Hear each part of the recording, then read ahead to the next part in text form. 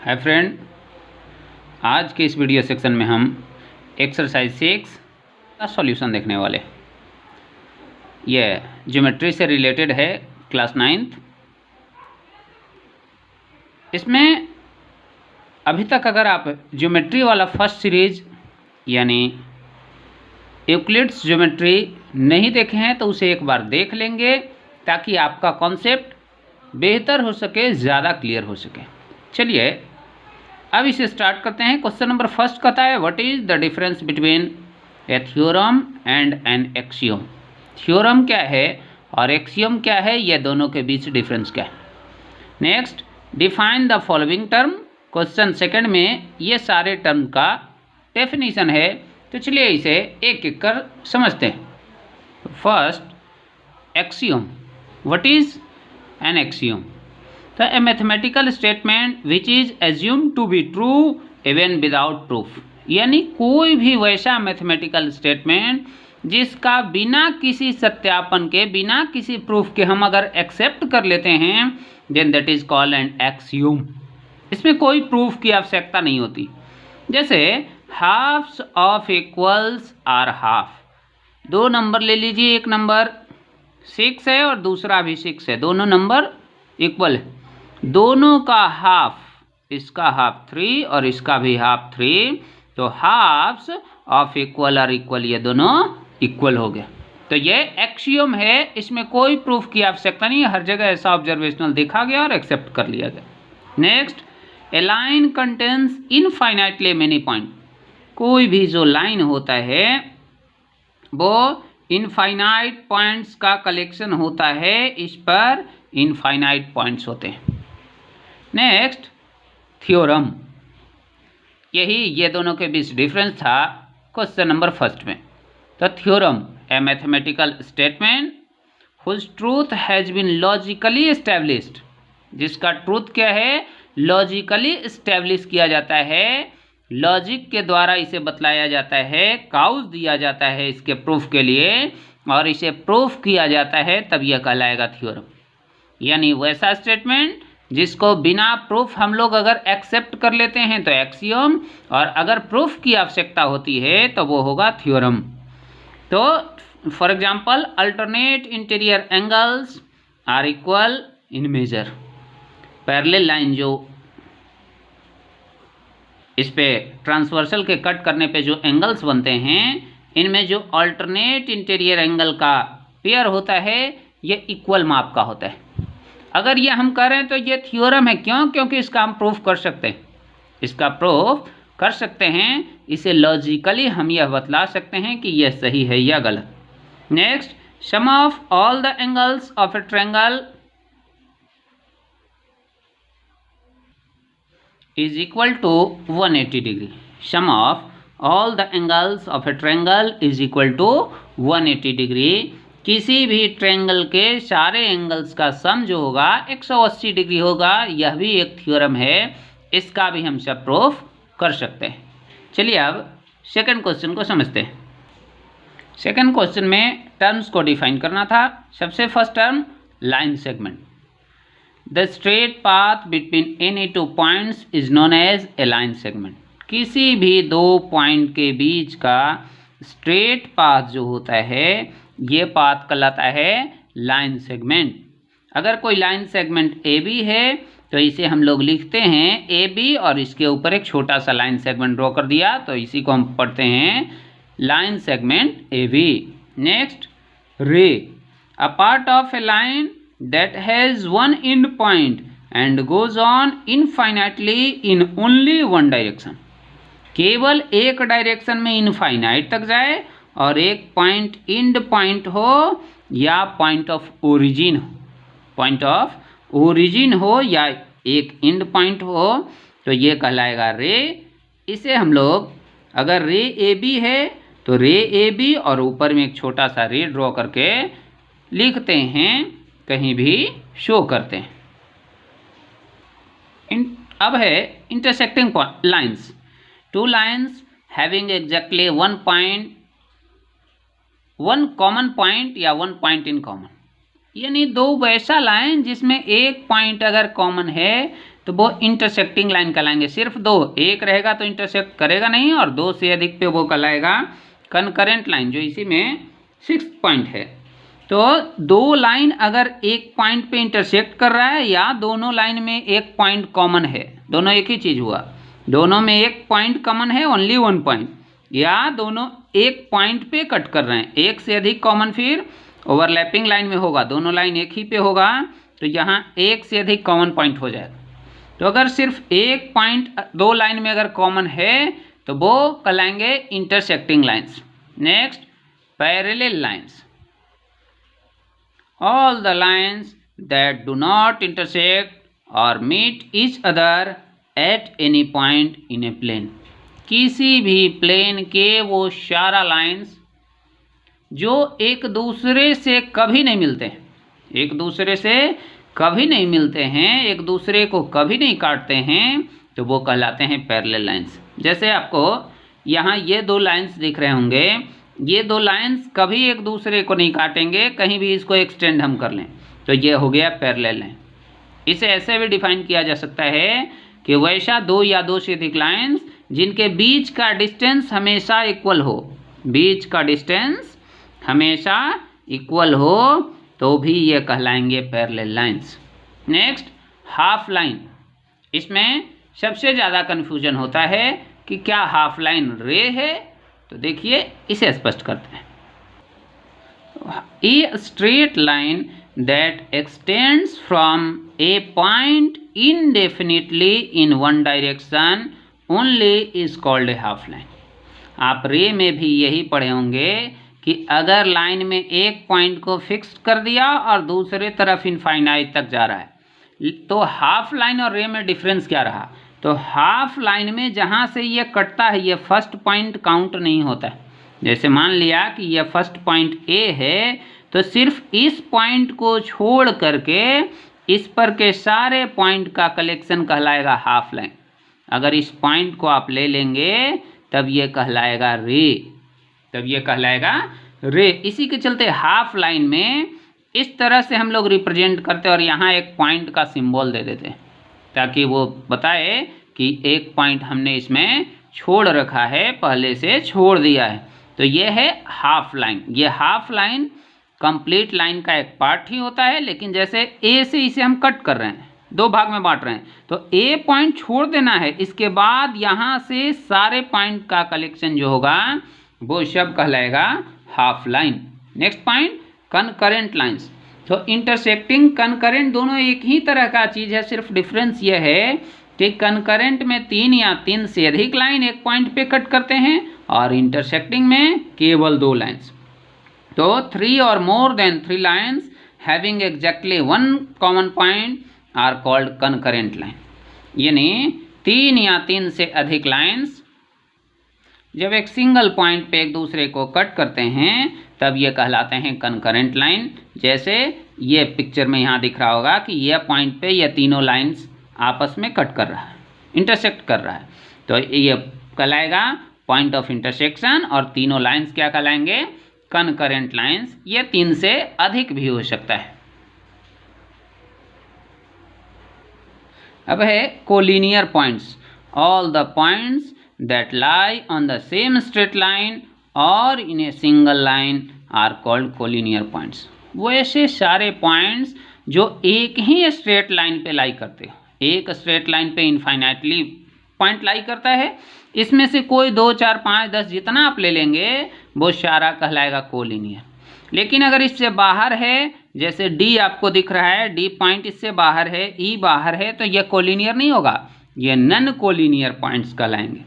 तो यहाँ ए बी सी, इसी तरह से अगर यहाँ कोई पॉइंट लेते हैं, आगे लेते हैं, यह सारा हो गया कोलिनियर पॉइंट्स। लास्ट सेकंड का यह लास्ट था प्लेन। What is plane? तो a surface comprising all the straight lines that join any 2 points lying on it is called a plane।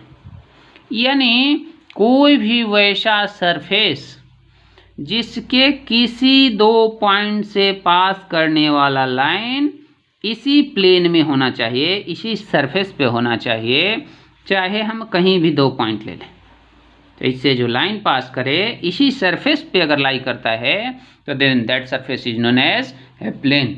जैसे हमारे रूम का वॉल होता है, हमारे कॉपी का पेज होता है, टीचर जो व्हाइट बोर्ड या ब्लैक बोर्ड यूज़ करते हैं वो होता है, ये सारा क्या है, ज्योमेट्री के पॉइंट ऑफ व्यू से प्लेन। अगर वीडियो अच्छा लगा होगा तो इसे लाइक ज़रूर करेंगे, और अगर आप ज्योमेट्री का पार्ट फर्स्ट नहीं देखे जो कि यूक्लिड्स ज्योमेट्री से रिलेटेड है तो उसे एक बार जाके ज़रूर देख लेंगे, उससे आपका सारा पॉइंट क्लियर हो जाएगा। ये जो दिया गया एक पिक्चर है, इस पिक्चर में ये सारे क्वेश्चन का आंसर देना है, यानी पॉइंट कितने 6 पॉइंट लिखने हैं, लाइन सेगमेंट लिखने हैं, 4 रेज हैं। तो कैसे लिखेंगे, क्या लिखेंगे, चलिए एक एक कर समझते हैं। क्वेश्चन नंबर 3 में फर्स्ट क्वेश्चन कहता है 6 पॉइंट्स लिखना।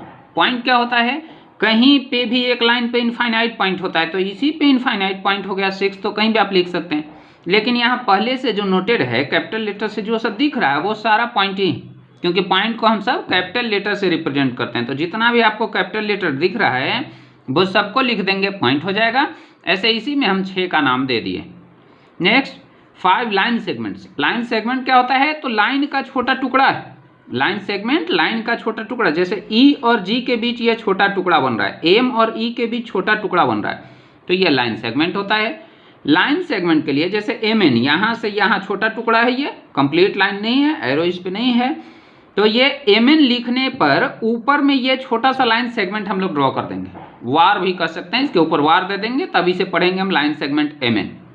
इसी के जगह पर कुछ और सिंबल जैसे यहाँ दिए हैं तो ये रे पढ़ते हैं इसे, तो यहाँ लाइन सेगमेंट एम एन हो गया, E F G H N F M E. इसी तरह से आप और भी लिख सकते हैं, बस 2 पॉइंट के बीच का डिस्टेंस कर देना है, वो इनफाइनाइट तक नहीं जाए, और उसके ऊपर ये सिंबल सिर्फ दे दीजिएगा। ये सिंबल जैसे ही दे देंगे वैसे ही वो लाइन सेगमेंट बन जाएगा, और 2 पॉइंट का नाम आपको लिखना है। नेक्स्ट कहता है 4 रेज। तो रेज के लिए आपको यह सिंबल देना होगा, और उसी तरह से 2 पॉइंट, जैसे देखिए जी बी और एरो लगाएंगे बी के तरफ, क्योंकि बी के तरफ इनफाइनाइट जा रहा है, यह नहीं कि उल्टा जी के तरफ। जैसे इसमें जो यदि आप ऐसा कर देते हैं कि बी जी इसे लिख देंगे और जी के तरफ एरो लगा देंगे, यहीं तक जा रहा है अगर, तो ये गड़बड़ हो जाएगा। बीजी नहीं, जिस तरफ इनफाइनाइट तक जाने का संभावना है एरो का पॉइंट हेड उसी साइड में रहेगा। तो जी बी रे है, एच डी रे है, एच एस रे है और जी आर रे। इसी तरह से 4 लाइन्स देना है, तो लाइन दिख भी रहा है, complete line 4 A B C D P Q R S, तो ये चारों लाइन, और लाइन के ऊपर इस तरह से सिंबल दर्शा देते हैं। ये सिंबल है तो लाइन, ये सिंबल है तो रे, और ये सिंबल है तो लाइन सेगमेंट देना बिल्कुल एकदम से जरूरी है। ये वीवीआई है, वेरी वेरी इंपॉर्टेंट चीज है कि इसके ऊपर आप सिंबल दें। सिर्फ जैसे एम एन लिख देंगे तो एम एन से ये आपका क्लियर नहीं हो रहा है कि वो लाइन सेगमेंट है कि रे है कि लाइन है, उसको क्लियर करने के लिए उसके ऊपर ये सिंबल देना है, तो तीनों के ऊपर सिंबल जरूर दे दीजिएगा। नेक्स्ट कहता है 4 कोलिनियर पॉइंट्स। कोलिनियर पॉइंट्स यानी all those points that lie on the same line. वैसे सारे पॉइंट्स जो एक ही लाइन पे लाई करते हो, तो कोई भी एक लाइन आप उठा ले, जैसे सी डी, तो इस पे C N F H D ये सारा कोलिनियर है, इसमें 4 का नाम लिख दे सकते हैं। यहाँ अगर लाइन ए बी की चर्चा करते हैं तो A M E G B ये सारा कोलिनियर पॉइंट, इसमें से कोई 4 आप लिख दे सकते हैं। तो यही था आपका क्वेश्चन नंबर 3। चलिए अब आगे नंबर 4 में ये पिक्चर दिया हुआ है, और इसी पिक्चर के थ्रू ये 4 क्वेश्चन अराइज किया है, इसका आंसर देना है। तो चलिए इसे समझते हैं कि यह क्या क्या पूछ रहा है, इसमें इसका क्या एक्चुअल आंसर होगा। क्वेश्चन नंबर 4 यही इस तरह का पिक्चर दिया हुआ है, और इसमें 4 क्वेश्चन पूछा है, एक एक कर देखते हैं उसका। और ये कोई जरूरी नहीं कि जो लिख रखे हैं वही आंसर होगा, बतलाते हैं आपको, आप कुछ भी आंसर लिख सकते हैं। क्या लिखेंगे बतला देंगे उसका तरीका। तो चलिए देखते हैं। 2 pairs of intersecting lines and their corresponding point of intersection. 2 pair देना है इंटरसेक्टिंग लाइन का, यानी एक दूसरे को काटने वाला लाइन का। तो यहाँ देखिए, यहाँ 2 काट रहा है, ए बी काट रहा है और ई एफ काट रहा है, कौन से पॉइंट पे, आर पॉइंट पे। यहाँ आप ऐसा भी लिख सकते थे कि ए बी और जी एच काट रहा है, कौन से पॉइंट पे, आर पॉइंट पे। यहाँ आप ऐसा भी लिख सकते थे कि जी एच और ई एफ काट रहा है, कौन से पॉइंट पे, आर पॉइंट पे। तो 3 पेयर आपको यहीं दिखेगा। 3 के बाद फिर एक पेयर यहाँ दिख रहा है, सी डी और जी एच काट रहा है, कौन से पॉइंट पे, क्यू पॉइंट पे। तो इसी में से दो पेयर यहाँ लिख दिया है, ए बी लाइन और ई एफ लाइन इंटरसेक्ट कर रहा है आर पॉइंट पे, सी डी लाइन और जी एच लाइन इंटरसेक्ट कर रहा है क्यू पॉइंट पे। ये था इनका पॉइंट ऑफ इंटरसेक्शन और ये दोनों लाइन है इंटरसेक्टिंग लाइन्स। नेक्स्ट कहता है 3 concurrent lines and their point of intersection, यानी 3 लाइन जब एक जगह काटे तो उन्हें कंकरेंट बोलते हैं और 2 काटे तो इंटरसेक्टिंग। जैसा कि सब यह ज्योमेट्री पार्ट फर्स्ट में बतला दिया गया है। अगर आप अभी तक ज्योमेट्री पार्ट फर्स्ट नहीं देखे हैं तो उसे ज़रूर देख लेंगे, आपके नॉलेज के लिए, आपका कॉन्सेप्ट इन्हांस करने के लिए वो बहुत ही बेहतर वीडियो है। तो एक बार उसे ज़रूर देख लेंगे, लिंक डिस्क्रिप्शन बॉक्स में दिया हुआ है। तो चलिए समझते हैं यह कंकरेंट लाइन। तो यहाँ देखिए आर पॉइंट पे 3 लाइन कट कर रहा है, एक लाइन ए बी है, दूसरा ई एफ है और तीसरा जी एच या एच जी। ये तीनों इसी पे काट रहा है, सिर्फ आर पॉइंट पे, सिर्फ आर पॉइंट पे काट रहा है, तीनों एक जगह काट रहा है। तो कंकरेंट लाइन हो गए ए बी ई एफ और जी एच, और इंटरसेक्ट इनका पॉइंट ऑफ कंकरेंट बोलते हैं या इसी को पॉइंट ऑफ इंटरसेक्शन बोलते हैं। तो ये आर हो गया। और कहीं भी आपको 3 लाइन नहीं काट रहा, जैसे यहाँ इंटरसेक्टिंग लाइन से, ना कि कंकरेंट। कंकरेंट के लिए 3 लाइन काटना चाहिए और इंटरसेक्टिंग के लिए 2 लाइन काटना चाहिए। 3 से अधिक हो जाए तो कंकरेंट चलेगा, लेकिन कम से कम 3 होना चाहिए कंकरेंट के लिए, जबकि इंटरसेक्टिंग के लिए सिर्फ 2, इसके अलावा कुछ नहीं। नेक्स्ट कहता है 3 रेज, इनमें से 3 रेज का नाम देना है। तो कोई एक पॉइंट उठा लीजिए, जैसे P, और P से जिधर की ओर इनफाइनाइट बढ़ रहा है PB, और ऊपर में ये सिंबल लगा देना, ये सिंबल लगाने का मतलब एरो इधर की ओर है, यानी B पॉइंट की तरफ इनफाइनाइट तक जा रहा है। उल्टा अगर लगा देंगे तो गड़बड़ हो जाएगा। P से ही अगर दूसरा आप लिखना चाहते हैं तो PD और एरो लगाएंगे तो D पर ऊपर हेड रहेगा। इसी तरह से आप लिख सकते हैं RB, RF, RG, RA, RH, QH, QC, बहुत सारा आप लिख सकते हैं इसमें से। तो इसमें से 3 देना था, वो 3 का नाम यहाँ दे रखे हैं। नेक्स्ट कहता है 2 line segments, 2 line segment, 2 line segment देना है। लाइन सेगमेंट क्या होता है? तो दोनों पॉइंट से बंद होता है, उससे आगे नहीं जा सकता है। तो देखिए RP या PR, इससे आगे अब नहीं जाएगा। तो RP दे करके और ऊपर में इस तरह का सिंबल दे देंगे, वार या छोटा लाइन सेगमेंट ड्रॉ कर देंगे, तो ये हो जाएगा क्या कि वो लाइन सेगमेंट RP। इसी तरह से line segment QP, line segment QR, line segment AR भी लिख सकते हैं आप, लेकिन उसके ऊपर सिंबल ये देना है कि A से आगे नहीं जा रहा है, A से आगे नहीं जाना है। अगर RA पर सिंबल आप दे देते हैं ये वाला, तो इनफाइनाइट तक जाएगा। RA को हम 3 तरह से लिख सकते थे। RA एरो दे दिए तो ये जा रहा है, फिर ये रे हो गया, A के तरफ इनफाइनाइट तक जा रहा है। RA पे आप इस तरह का सिंबल दे दिए, तब ये क्या हो गया कि ना R बढ़ रहा है ना A बढ़ रहा है, यानी लाइन सेगमेंट ये हो गया। और यही RA के ऊपर में आप इस तरह का सिंबल दे दिए तो ये हो रहा है कि A के तरफ इनफाइनाइट तक जा रहा है और R के तरफ इनफाइनाइट तक जा रहा है, तो ये लाइन हो जाता है। तो सिंबल का यहाँ फर्क है, आप सिंबल के थ्रू इसको आराम से नाम दे सकते हैं। तो यही था इसमें 4 क्वेश्चन। क्वेश्चन नंबर 5 में ये पिक्चर दिया हुआ है और इसी पिक्चर के बेस पे ये 3 क्वेश्चन हैं, इन क्वेश्चन का आंसर दिया गया। इसमें क्वेश्चन नंबर 3 का आंसर RS अग्रवाल बुक से अगर आप देखेंगे तो वो गड़बड़, चलिए उसे भी एक्सप्लेन करेंगे कि क्यों गड़बड़ है, कहाँ पे गलती है, और साथ साथ इसका आंसर भी देने वाले हैं। तो चलिए स्टार्ट करते हैं इसका सॉल्यूशन। आपका क्वेश्चन नंबर 5 यही पिक्चर दिया गया है, इसमें कह रहा है 3 लाइन्स का नाम लिखने का, 3 लाइन्स। तो लाइन्स कोई भी आप ले लें, PQ, RS, AB, 3 मैंने दिया है, या आप ये लाइन लिख सकते हैं RS, PQ, इसी तरह से CG, AB, 4 में से कोई भी आप लाइन्स दे सकते हैं। लेकिन लाइन्स के ऊपर ध्यान देना है कि ये सिंबल ज़रूर देना है, ये सिंबल छूटा तो फिर गड़बड़ हो जाएगा आपका। ये लाइन AB का सिंबल ही है, इस तरह से इस पर रिप्रेजेंट करते हैं। तीनों का अलग अलग सिंबल है, सिंबल कहाँ पे क्या देना है इसके बारे में डिटेल से ज्योमेट्री पार्ट फर्स्ट में बताया गया है। अगर आप उसे अभी तक नहीं देखे हैं तो उसे ज़रूर देख लेंगे, ऐसे उसका लिंक डिस्क्रिप्शन बॉक्स में भी मिल जाएगा आपको। Next, 1 rectilinear figure. Rectilinear figures are those figures whose boundary line is only line segments. वो ऐसे सभी फिगर जिसका बाउंड्री सिर्फ लाइन सेगमेंट हो, जैसे ये सर्कल है तो इसका बाउंड्री लाइन सेगमेंट नहीं है तो ये रेक्टिलिनियर फिगर नहीं होगा। लेकिन ये ट्रायंगल है, इसका बाउंड्री स्ट्रेट लाइन सेगमेंट या स्ट्रेट लाइन से बना हुआ है लाइन सेगमेंट, तो लाइन सेगमेंट से बना हुआ है तो ये रेक्टिलिनियर फिगर होगा। इसी तरह से रेक्टेंगल लाइन सेगमेंट से बना हुआ है तो रेक्टिलिनियर फिगर। इसी तरह से क्वाड्रिलेटरल रेक्टिलिनियर फिगर, तो यहाँ रेक्टिलिनियर फिगर दो, एक ऊपर वाला ट्रायंगल और नीचे वाला ये जो है क्वाड्रिलेटरल। तो इसमें कोई एक का आप नाम दे सकते हैं, ऐसे मैंने नाम दे दिया है ट्रायंगल CDG का, यही है इसमें rectilinear figure. Next point, 4 concurrent points. Concurrent points are those points at which 3 or more lines intersect. वैसे सभी पॉइंट को concurrent point कहा जाता है जिस जगह पे 3 या 3 से अधिक लाइन्स एक दूसरे को इंटरसेक्ट करते हैं। तो क्या आपको इस पिक्चर में किसी भी पॉइंट पर 3 लाइन इंटरसेक्ट करते हुए दिख रहे हैं? नहीं, कहीं भी 3 लाइन्स एक दूसरे को एक पॉइंट पे इंटरसेक्ट नहीं कर रहे हैं, तो यहाँ फिर कंकरेंट पॉइंट कोई होगा ही नहीं, कंकरेंट पॉइंट कोई होगा ही नहीं। फिर भी आर्यश अग्रवाल बुक में AEF भी दिया हुआ है, तो AEF भी जो है कोलिनियर पॉइंट्स हैं। ये क्या है? एक लाइन पे रहने वाले पॉइंट्स हैं, कोलिनियर पॉइंट्स हैं, ना कि कंकरेंट पॉइंट है। कंकरेंट जैसे यहीं पे अगर काटता ये लाइन एक बार और, तो ये कंकरेंट पॉइंट हो जाता E।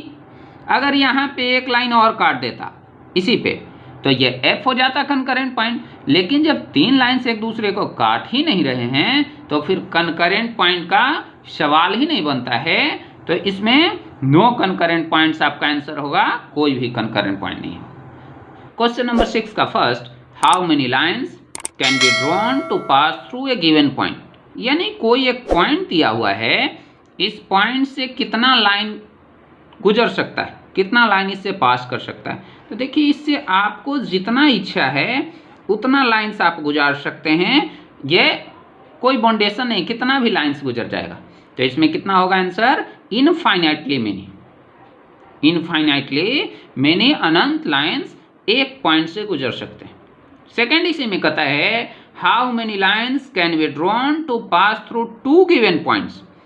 एक पॉइंट है तब तो इनफाइनाइट मेनी, लेकिन अगर 2 पॉइंट दे दिया, इससे आप कितना लाइन्स पास करवा सकते हैं। तो देखिए, इससे लाइन ओनली 1 पास होगा। अगर कोई भी इससे जड़ा भी इधर उधर आप ले लेंगे तो एक से गुजरेगा, दूसरे से नहीं गुजर पाएगा ये। तो 2 पॉइंट से केवल एक लाइन गुजरता है, इसके अलावा कोई नहीं। जैसे ही आप हल्का भी इधर उधर करने का प्रयास करेंगे तो वो फिर दूसरे से पास नहीं करेगा। Next, in how many points can the two lines at most intersect. 2 line एक दूसरे को अधिकतम कितने पॉइंट पे काट सकता है। तो देखिए, 2 लाइन काटने के लिए सिर्फ एक ही पॉइंट पे काटेगा, इसके अलावा कहीं नहीं काट सकता है, क्योंकि स्ट्रेट लाइन है। ये अगर कर्व्ड लाइन रहता तब फिर काट सकता था, ये कर्व्ड लाइन। लेकिन लाइन का मतलब ही है क्लास 9 में स्ट्रेट लाइन, लाइन का मतलब ही है स्ट्रेट लाइन, कर्व्ड लाइन से कोई लेना देना नहीं। तो स्ट्रेट लाइन एक दूसरे को ओनली 1 पॉइंट पे काट सकता है, तो इसमें पॉइंट ऑफ इंटरसेक्शन ओनली 1 होगा। नेक्स्ट कहता है if A, B and C are 3 collinear points, name all the line segments determined bye them. यानी A, B, C 3 collinear points हैं। कोलिनियर पॉइंट्स कहने का मतलब एक ही लाइन पे रहने वाले पॉइंट। तो चलिए, ये एक लाइन ले लिया, इस पे 3 पॉइंट्स हैं A, B और C। ये 3 पॉइंट्स कोलिनियर पॉइंट्स है, यानी एक ही स्ट्रेट लाइन पे। तो इससे बनने वाला लाइन सेगमेंट, तो देखिए फर्स्ट लाइन सेगमेंट यहाँ से यहाँ बन रहा है, तो AB आप लिख सकते हैं और ऊपर में लाइन सेगमेंट ड्रॉ कर देंगे छोटा सा। नेक्स्ट BC बन रहा है, तो BC लिख देंगे, ऊपर एक छोटा सा लाइन सेगमेंट ड्रॉ कर देंगे। और लास्ट A से C तक बन रहा है, तो AC लिखकर ऊपर में एक लाइन सेगमेंट ड्रॉ करेंगे। तो यही 3 लाइन सेगमेंट्स बनते हैं ABC collinear points. Question number 7 कहता है which of the following statement are true. यानी इनमें सही कौन, इनमें जो दिया गया स्टेटमेंट है इनमें सही कौन है। तो सबको देख लेते हैं, कौन सही कौन गड़बड़, क्लियर हो जाएगा क्या सही क्या गलत। कहता है a line segment has no definite length. Line segment क्या कहते हैं? लाइन का पार्ट है, ये फिक्स होता है, ये फिक्स होता है, इसमें दिया रहता है कि 4 सेंटीमीटर 5 सेंटीमीटर का ड्रॉ करे। तो कह रहा है कि इसका डेफिनेट लेंथ नहीं होता है, तो फॉल्स, क्योंकि यही एक होता ही है जिसका डेफिनेट लेंथ। रे का भी डेफिनेट लेंथ नहीं होता है, हाफ लाइन का भी नहीं होता है, और लाइन का भी नहीं होता है। नेक्स्ट कहता है ए रे हैज नो एंड पॉइंट। रे जो है इसमें कोई एंड पॉइंट नहीं होता है, तो यह भी फॉल्स है, क्योंकि रे में एक एंड पॉइंट होता है। नेक्स्ट कहता है a line has a definite length. तो फॉल्स, क्योंकि लाइन का कोई लेंथ ही नहीं होता है, इसी वजह से इसे हम लोग रिप्रेजेंट करते हैं, ना कि ड्रॉ करते हैं। एक्चुअल में इसका पिक्चर नहीं होता है, इसे सिर्फ दर्शाते हैं, रिप्रेजेंट करते हैं हम सब। नेक्स्ट कहता है a line A B is the same as line B A. तो ए बी कहने का मतलब लाइन ए बी जब आप कह रहे हैं तो ए तरफ भी इनफाइनाइट और बी के तरफ भी इनफाइनाइट तक जा रहा है। अगर आप बी ए भी कह रहे हैं, इसका मतलब वही है कि बी के तरफ भी इनफाइनाइट तक और ए के तरफ भी इनफाइनाइट तक जा रहा है, तो दोनों सेम है, दोनों equal. Next a ray A B as the same as ray B A. अगर रे ए बी है तो इसे आप इस तरह से लिखेंगे, लेकिन रे बी ए है तो ऐसे लिख रहे हैं।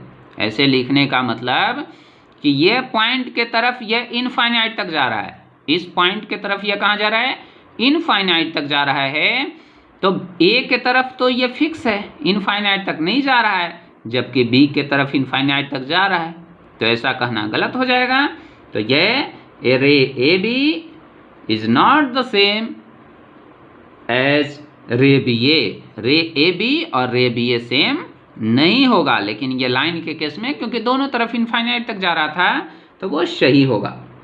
नेक्स्ट कहता है two distinct points always determine a unique line. दो अलग अलग पॉइंट से एक ही लाइन गुजर सकता है, तो यस, इसके अलावा अगर कहीं से भी हम लाइन गुजारना चाहेंगे तो दूसरा पॉइंट से नहीं जाएगा वो, तो ये ट्रू है। Next, three lines are concurrent if they have a common point. Three lines concurrent होंगे जब उनका एक पॉइंट कॉमन होगा, यानी एक पॉइंट पे इंटरसेक्ट करेंगे, तो ये ट्रू है। अगर दो लाइन इंटरसेक्ट करते हैं तो वो इंटरसेक्टिंग, और तीन या तीन से अधिक तो उन्हें कनकरेंट कहा जाता है। नेक्स्ट कहता है to distinct lines can not have more than one point in common. दो अलग अलग लाइन एक पॉइंट से अधिक कॉमन नहीं रख सकता है, तो यह भी आपका